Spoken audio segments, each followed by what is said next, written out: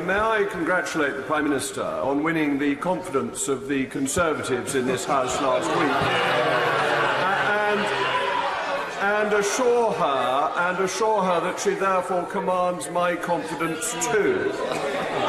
On the issue of the second referendum, better known as the loser's vote, I support the Prime Minister's opposition to this, not only because it is undemocratic and would be divisive, but also because it would be very hard to deny a second referendum in Scotland if we had a second referendum on membership of the European Union. Can I say my honourable friend, I think, makes a good point. We have a record over the years on a number of referendums. We have accepted the decisions that people have taken. We have not gone back to them with a second referendum. And I think he's absolutely right. And may I thank him for his remarks at the beginning of his question. Pint of cider, about £2.50. Who did Cheryl Cole marry? A footballer. And how about what's the pheasant shooting season? I don't know that either. Very good. You see, you're not a toff after all.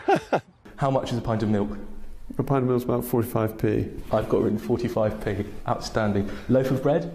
It depends what type of bread you like, doesn't it? I mean, the loaf of bread question is a very interesting one, because when Margaret Thatcher first became Prime Minister, the loaf of bread was a price set by the government. Ah. Now it's not. And so you can buy fancy bread, you can buy disgusting black bread if you like, Right. It'll probably cost you a fortune, or you can buy an ordinary loaf of bread and you can probably get one for 75p. OK, I've got just over £1, but that's, that's near enough. And first class stamp? Oh, it depends whether you use a franking machine or not. I think it's about 60p. 62 pence? My goodness me. I've absolutely, I'm quite surprised. Mr. Rees Mogg says it's full of kindred spirits. And I think if you go around Somerset, most people broadly speak the Queen's English.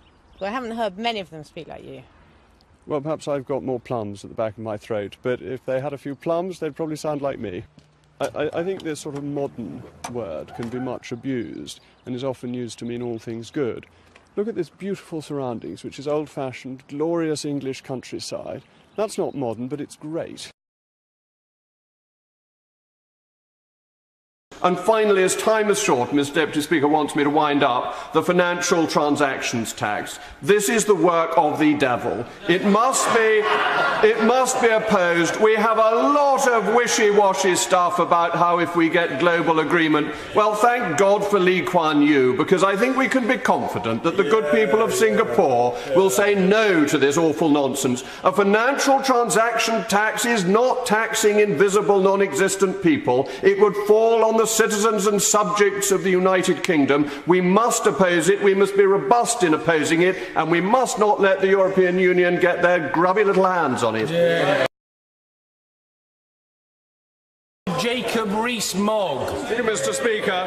Does the Prime Minister recall the words of his noble predecessor, Baroness Thatcher, who said that advisers advise and ministers decide?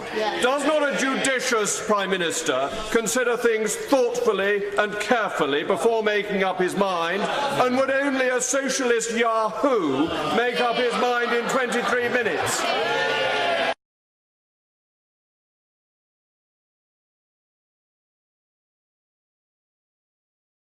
That it is very often how you say something rather than what you say that is important.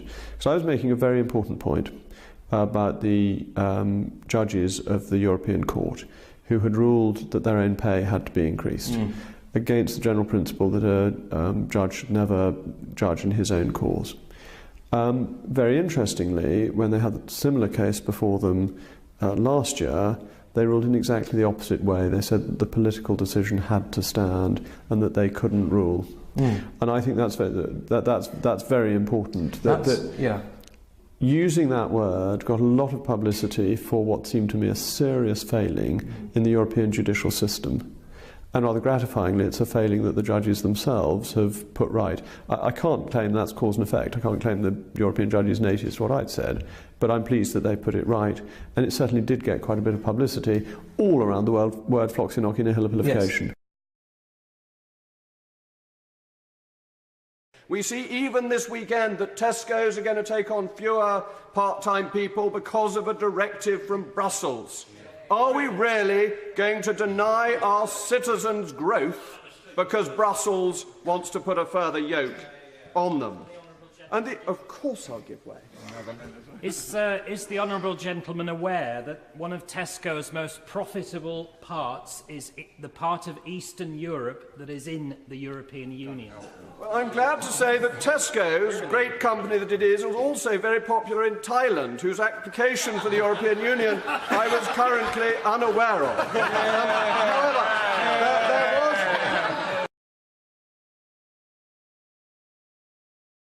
Depends what you're offering. I would like my constituents to have cheap energy rather more than I would like them to have windmills.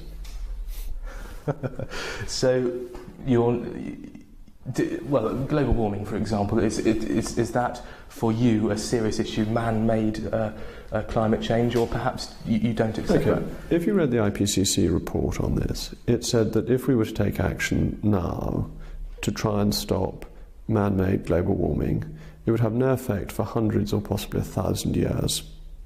I'm all in favour of long-term policy making, but I think trying to forecast the climate for 1,000 years and what little steps you make now, having an ability to change it, is unrealistic.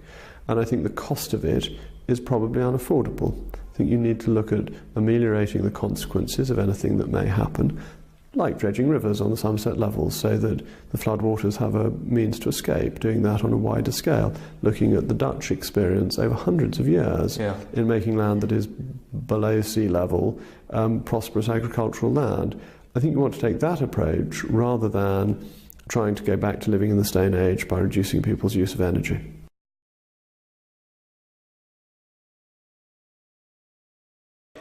Jacob Rees-Mogg.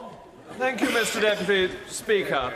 It is amazing, actually, how united the Conservative Party has been so far today. We had a Eurosceptic statement from the Prime Minister and then a Eurosceptic speech from the Foreign Secretary. So I think it can only be that it is the Liberal Democrats who are inveigling us down the path of unrighteousness to take us away from supporting this motion.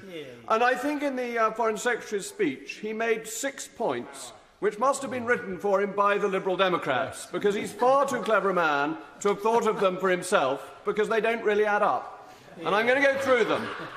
He made 2 points that were essentially trivial, too trivial for a man of the Foreign Secretary's standing. That was that there was no manifesto commitment for this referendum. Well, manifestos can only deal with what is known at the time. They can't deal with things that haven't yet arisen. And the crisis in the euro and the changes that could come from that were not at that point known with clarity. So it is right now to think beyond the manifesto and what the next steps are. So that point can be discarded. He then said we'd passed an Act of Parliament to deal with when we could have referendums. And so we did.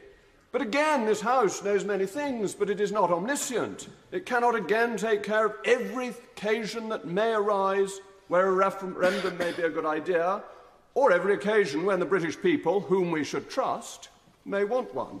So those 2 points go. The other 2 points that really don't add up to much were that a 3-way referendum is confusing. Well, that's not a problem, because this motion just calls for a bill to come forward in the next session, which can deal with any confusions. We can, in our wisdom, work out how to phrase a referendum, or a series of referendums if necessary, that will be understandable.